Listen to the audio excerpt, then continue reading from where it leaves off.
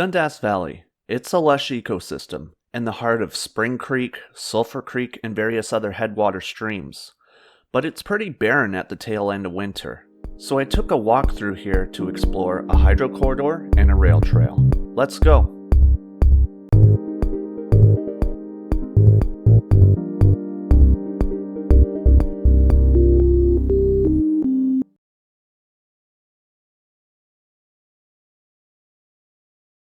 Hey, it's Trev. Today I'll be recapping a walk I did in Hamilton's Dundas Valley at the end of March of 2024.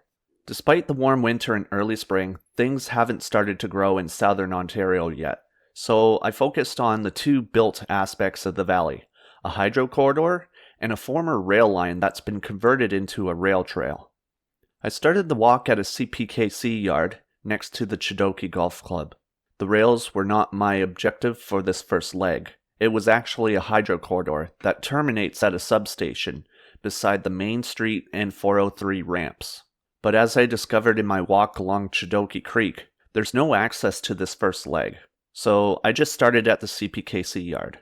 That previous walk along Chidoki Creek last fall actually led me along this corridor before. The creek's west branch, which collects runoff from Scenic and Princess Falls, amongst other places, gets piped along this hydro corridor. That's why it's so low along here. It's along a valley where the creek used to run on the surface. It also made it really soggy through here, making it difficult to not get my shoes wet. I also couldn't walk through here last time, so it looks like the vegetation got chopped up. Continuing southwest, this brings you to the major north-south trunk that runs power from a major transformer station by McMaster up the escarpment to Niagara and Brant County. I walked this corridor back in March of 2022, so go check out my page for that if you're interested. I'll put a link in the description. After a slight jog, you end up behind some houses in West Ainslie Wood. This also flanks some woods that separates the hydro corridor from Highway 403 and the escarpment. And before you know it, you actually end up in a cemetery. And so out of some respect for the dead, I stopped recording through it. I'll pause here to talk a bit about the cemetery. Cemeteries can be a bit of a gray zone in cities. While they're a place for people to mourn in peace, many larger cemeteries I've encountered, like Mount Pleasant Cemetery in Toronto, have lots of density and trails intersecting them. So they're kind of a park space for people to walk through. This one in Hamilton seems to fit that bill. But the lack of an outlet on the west end is really frustrating. It's kind of at the foot of the escarpment, and you got the Rifle Range Woods to the east, and a link to the Filman Road side trail to the west. So while you can come in here through the hydro corridor, you can't follow it out. Anyway, after taking the gate onto Main Street, you meet back up with the corridor as this turns into Wilson Street, and onwards onto Lower Lions Club Road. At this point, you're starting to get into the valley proper. The houses thin out, and the woodlands and meadows get thicker. You're still seeing a lot of private lots out here, so while the hydro corridor ducks into people's backyards, there's some waterfalls and cascades that get stuck back there too.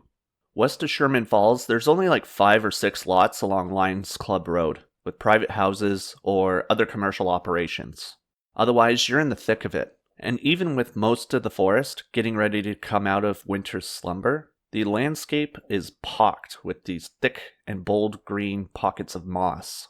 You also have all these tributaries of Sulphur Creek cutting across and making their mark. At the end of the road, you get to one of the main gates into Dundas Valley Conservation Area. I quickly abandoned the road though, trying to follow the hydro corridor on higher ground. There isn't a well-kept trail along it, so I ended up zigzagging through the woods for a bit, catching a couple glimpses here and there. Eventually, you come back out to Mineral Springs Road, and you follow this towards Hamilton Conservation Authority's main offices.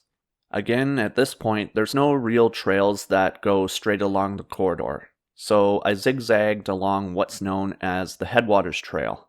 After doing that for a while, you pop out at the aptly named Powerline Road, meeting the hydro corridor again and continuing west. At this point, you're outside of the Dundas Valley. I continued west to Highway 52 to link up with the rail trail there. There's a bit of a jog here to get around someone's front lawn, so I had to walk on the shoulder of Highway 52 for a couple hundred meters, which was sketchy.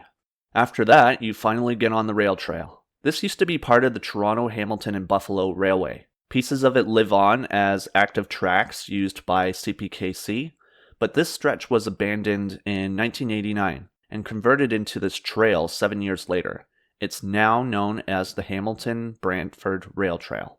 East of Highway 52, the trail flanks a bog that drains into Big Creek, which is a tributary of the Grand River. This used to be the site of a railway station called Summit. That makes a lot of sense when you consider as you walk a little further east, you cross a major watershed divide, where everything to the west drains into Lake Erie, and for the rest of the walk, everything drains into Cootes Paradise and Lake Ontario. From here, the rail trail makes some sweeping curves to get in and out of the Dundas Valley, hugging the shallow north end of the escarpment. This is because trains can only handle shallow gradients, usually only a couple percent. So kind of like how you can have a switchback on a trail, it adds distance. These curves go for about 7.5 kilometers, whereas it'd only be 5 as the crow flies. After that, the trail straightens out, and you suddenly see real tracks and a train station. I thought it was one of these old train stations that got picked up and relocated, but this train station is merely a replica. It's pretty cool nonetheless. It's used as a trail center where you can check out displays, maps, and brochures for all of Dundas Valley. Past the station, it's a long straightaway until you start bumping into houses again. This segment of the trail may remind you of the Beltline Trail in Toronto if you've ever walked it. You got the backyards, the local street connections, trees flanking each side, and a lot more people using it. A little further on, and there's actually a huge dip. This is Binkley Hollow, the valley for Ancaster Creek. I believe there used to be a large wooden trestle over the valley, so the dips wouldn't have existed here.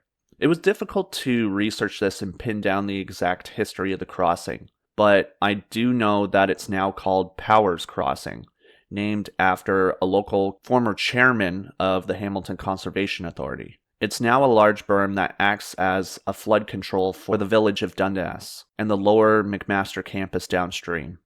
You cross Main Street. At Ewan Road, the straight shot ends because you get directed around a bunch of parking lots. After ping-ponging through a commercial plaza for a bit, you come back onto the rail trail, albeit not part of this original conversion. This is officially called the Canadian Pacific Link Trail, as this section wasn't abandoned and converted until 2011, 15 years after the rest of the trail. This is a nice section, and it's the only section that's lit up, even though there's still signage warning you that it's closed after 11 p.m. This continues on, and as you get to Stroud Road, you will notice that we've come full circle, ending up at CPKC's Aberdeen Yard again. So that was my walk. It would have been nicer if everything was growing and green, but I will return one day to trace the escarpment and capture more of the waterfalls and cascades. I'll make sure to do that in the summer. Thanks for joining me as I explore where natural and built environments collide. And remember, friends, not all those who wander are lost. Take care.